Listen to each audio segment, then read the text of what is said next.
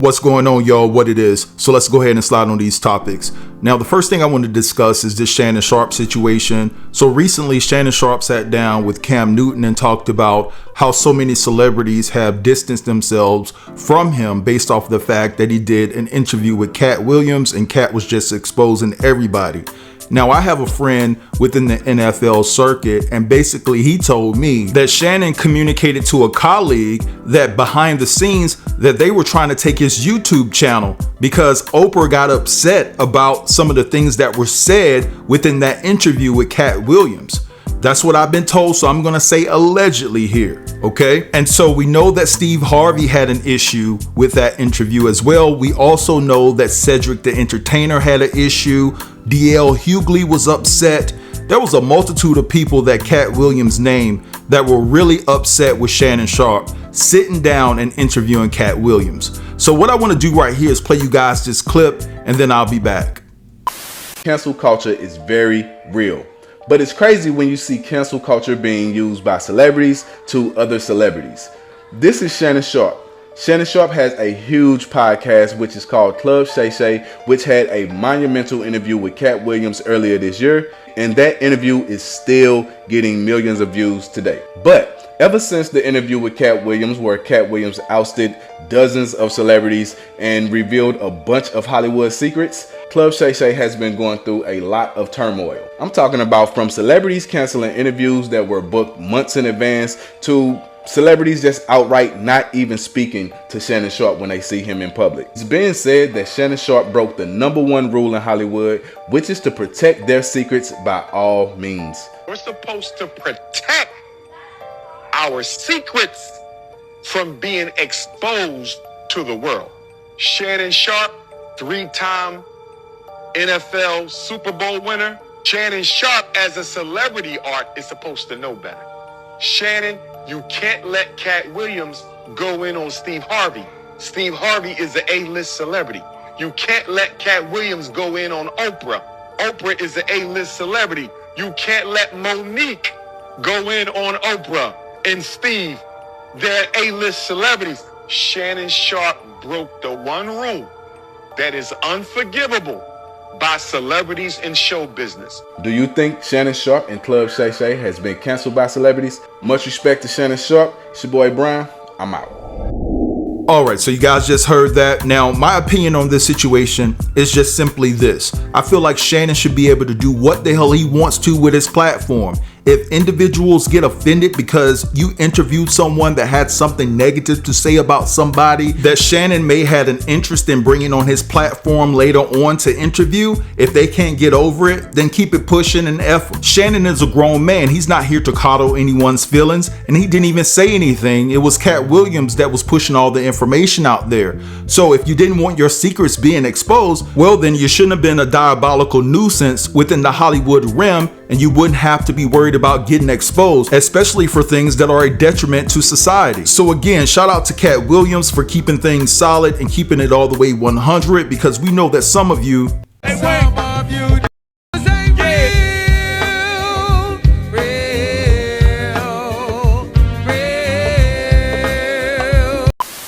Alright, so let's continue to move right along, and I briefly want to discuss this Sonia Massie situation. Now, I don't want to get into deep details about this because I understand that it's heavily saturated. This story is heavily saturated all over social media at this time, but I just wanted to point out the fact to you guys that do you know that Sean Grayson and his defense team try to get him out of jail? Now, this doesn't surprise me at all. We understand the machine. If you're a melanated individual, we understand the machine that we're up against when it comes to situations like this. I want you guys to check out this clip and I'll be right back. Did y'all know that they was fighting to release him back into the public? And guess what for? Take a wild guess. Because of his health. They don't feel like it's healthy for him to be behind bars right now. Now, I'm going to share these clips talking about this, but make sure y'all follow because I got some more crazy updates coming. The prosecutors want him to stay in trial, want him to stay behind bars throughout his trial. The defense appealed that decision. They said that the state did not meet that proof. And they said there was conditions of why Grayson should be released. One of them was because he had He was diagnosed with colon cancer around a decade ago and had an ostomy bag. And they said yesterday, while he was being held in custody by the police, there was an accident with his bag where it caused outside medical attention to come and help. So the argument was that given his medical condition, it could be a burden to his own health and county resources to help out the officer. They also mentioned his previous history. He was in the United States military before being honorably discharged. He's been in law enforcement for several years, and they said that he did never, after the shooting and before he turned himself in, he did not leave his home. They argued that that's proof that he was not going to be a flight risk. So what the defense attorneys wanted was a series of requirements instead of being held in police custody. This would have included 24/7 electronic monitoring. This would have included no firearms. This would have included no alcohol. But the judge, after hearing that, denied it. The judge said that Grayson's behavior was outside the societal norm. He mentioned how Grayson's behavior towards Massie, shooting her in the face while there was another deputy just feet behind him, showed that he was a threat to the community. So, until his trial, he will be held behind bars, and his next court date is scheduled to be August 26th at 9 a.m. Now, I do want to say this. I did get some crazy information about this whole story, but I want to do some research before I try to put it out to the public. Now, if y'all want to see the whole video of that clip, I'm going to definitely post it on my page so y'all can share it. And once I do this research and it comes out to be true, I am definitely going to give y'all a huge update. But always let me know what y'all think in the comments, and make sure y'all follow for more content like this. I'm going to see y'all in the next video. Oh, poor Grayson. You and that colostomy bag will be muddy as hell up in that jail cell. I'm trying to tell you, it will deteriorate before I have somebody to come down and clean it or to swap it out if I was a person in charge. How dare you try to use your health issues to get out of jail after what you did to this woman, right? So shout out to the judge who stood on business and said, nah, buddy, you sitting here through trial. And that was the absolute right call. See, what he's trying to do, what Grayson is trying to do, he's probably trying to get out so he can marry this girl of his, because I saw something in regards, and I don't know her name. I think her last name is Butterfield. You guys can correct me in the comments if I'm wrong, but I believe that his fiance's last name is Butterfield, and they were supposed to get married this November, I believe. So I don't know if he's trying to push up the wedding or whatever, but it looks like Sean is going to be SOL because he's going to have to marry her while he's locked up behind bars. It is what it is. So let's move on to the next topic. And I want to talk about these two individuals that are stuck in space. Have you guys heard about that story? Now, just mentioning this topic about space, I've heard a lot of conspiracy theories about where space is supposedly located.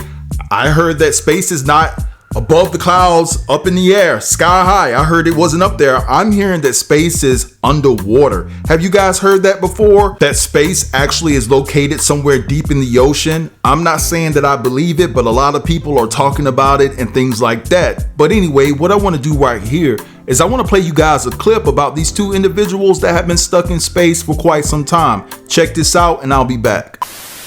The spaceships are shaking, and there are 2 astronauts that have been stuck in space now for 51 days. That's almost 2 months in space. That's really scary. There's a lot to the story. Stick beside me, and let's talk about it. So this is Butch Wilmore, missions commander, and Sunita Williams, who is the pilot. Now, these two are a part of an experimental thing going on between Boeing and NASA. Now, Boeing, was in the headlines all year and last year for all the defunct planes that were going down on their watch. All types of faulty parts, giving Boeing a really horrible name, having them have to pull a bunch of Boeings out of the sky. People was getting rid of them planes. They weren't worth nothing. Well, they have now worked with NASA to make spaceships. But what's interesting about this situation was there was a lot of red flags. These people should have never gone into space. So this is the Boeing Starliner, okay? And the Starliner, when it was first test flown, it had some issues. What happened was when it was first test flown, they sent it out and it got a faulty reading to the sensors, and it said that the sensors needed to use more power, that the spaceship was at a certain level in the sky, and it wasn't.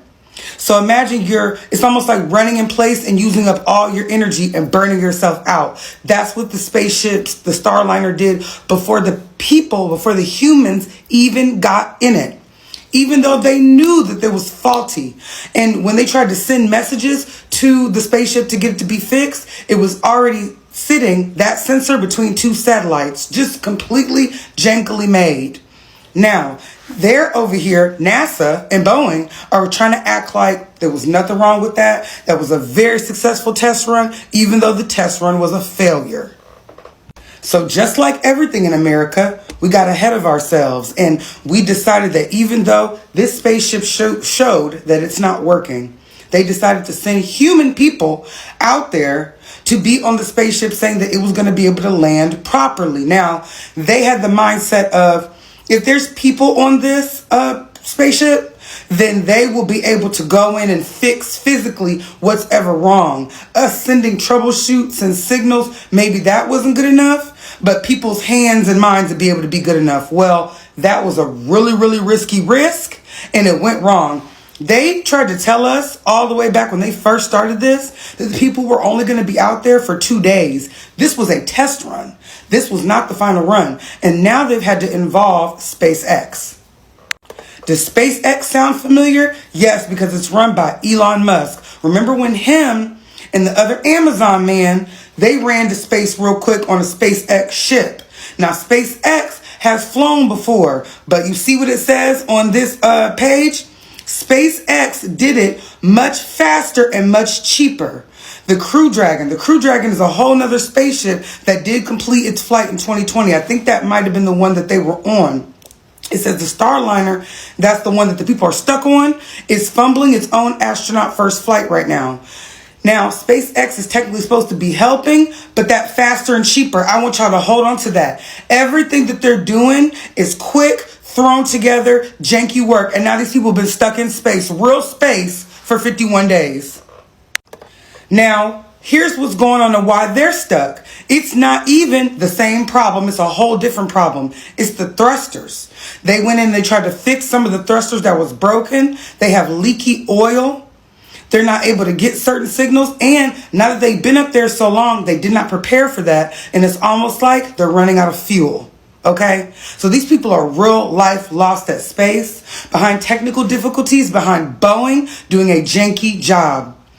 This is such a society of a quick fix, throw it together, microwave society. Everything cannot be microwave. Some things have to be meticulously put together to bring the actual quality, and it shows.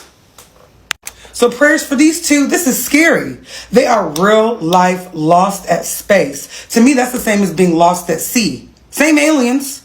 They are literally out there in a world where we done discovered that we really got aliens. Could you imagine you stuck in space and now we know it's aliens? Crazy, scary. Thoughts and prayers. All right, so you guys just heard that, and this is a very, very sad story. My anxiety could never hold up. I would probably been already gone. My nerves have been shot. You know, at the end of the day, I couldn't handle it. Up in space for that amount of time, I start panicking, start to worry about things, start to worry about my family. Listen, I would be a lost cause already. So shout out to these strong individuals that are trying to survive and make it. Now, the name of these astronauts, the male is Butch Wilmore and the female is Sunny Williams. And so I really hope that these individuals make it back to Earth. Now, I don't know what their legal options are. I don't even know if they can sue, but I would be suing for emotional distress. I would be suing for everything that I can, and I would never ever go back to space again. Now, to keep it all the way real, some people that look like these two individuals, no shade, they never learned their lesson. They're like, this is what I live for. This is what I worked hard for. I'm going back to space one day. It was just one bad situation. More power to you. Again, I'm here to tell you that I know who I am as a man, and I'm not shaming up to tell you guys, I would not survive 51 days in space. I don't care if there was enough food. I'm telling you, my nerves are bad. My nerves are bad. I'm telling you, I could not do it. But again, on a serious tip, I hope that they make it back. I hope that their families are able to see their loved ones once again. So anyway, guys, let's go ahead and get to this information that I received from my plug in regards to Diddy and the mansion and Keefe D. Now, before I read this information, I do want to say that all of the information that I'm about to convey to you is all alleged. I have to protect the integrity of my platform. But again, like I always say, I do trust that my plug would not steer me in the wrong direction. And so it says here, yeah, man, Diddy is selling that house to pay his lawyers off. I don't know if this is a clear-cut sign that he is in financial hell right now, but he has a pretty hefty tag to pay for a couple of the most decorated and most accomplished lawyers that you can buy to represent him. It's also been brought to my attention that Keefe D's son is terrified because he's afraid that Diddy has given the green light for the Bloods to come for his family. That's the gang, right? Dwayne Jr. says that there wasn't a threat sent towards his family until his dad got locked up last year. He says even with his pops doing Vlad interviews implicating Diddy's involvement in Tupac's deletion, and I'm paraphrasing there wasn't any taunting or warnings issued out to his family. Now, several Blood members have been in contact with Keefe D's family saying that they have been given the green light. He fears that call may have come from Diddy, and Diddy has put a significant amount of money on his dad and family's head. Diddy's name has been mentioned 77 times in court documents highlighting his involvement in Pac's deletion. I'm paraphrasing again. Keefe D is in a cell by himself with 24-hour surveillance, and he is scared for his life. There have been gang members trying to get him in jail. Alright, so you guys just heard that. Now, Diddy has to be a crazy dude for him to put out a hit on someone, given the fact that he's being investigated for a hit that he allegedly put on Tupac in 1995. How crazy are you? Then you have all these allegations stacked up against you. There's a federal investigation going down, and you would have the nerve to actually put a hit out on Keefe D and his family? Now, I'm not going to say that it's above the realm of possibility because we are talking about Diddy here, right? But I do think that there are two components to this situation.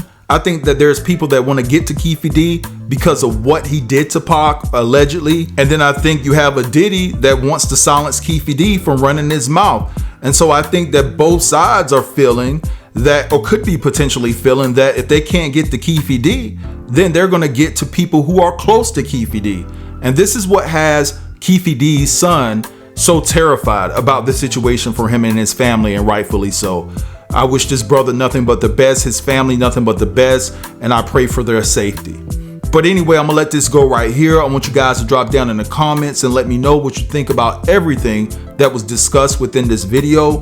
Don't forget to like, comment, share, and if you're new here, consider subscribing to the channel, and I'll get with you guys later. Peace.